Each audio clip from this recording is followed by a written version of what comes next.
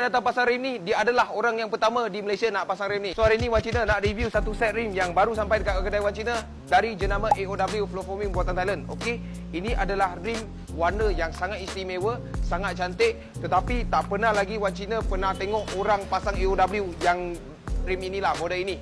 Sebab rim baru keluar. Ini betul-betul baru keluar. Tapi kalau salah, tolong berbetulkan lah. Sebab Wan Cina belum jumpa lagi.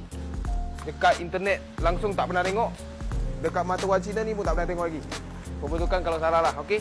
So kita buka kotak dulu, tengok rupa rim dia macam mana guys.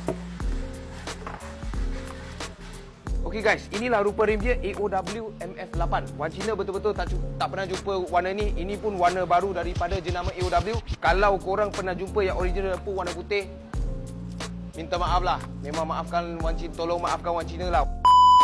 So, inilah dia, rim dia memang sangat clean, sangat cantik. Okey, spek dia adalah sama 16x7 offset 40.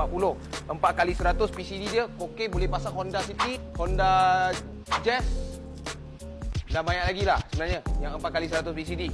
Cuma ini rim dia lagi sesuai dekat Honda sebab Mugen kan. Okey.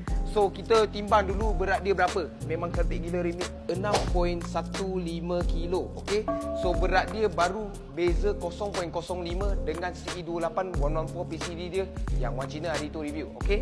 So inilah berat dia. Flow Foaming memang sangat ringan. Okey. Itu saja untuk video kali ni. Kita nak review sikit rim yang baru sampai dekat kedai Wan Cina ni. Memang sangat cute.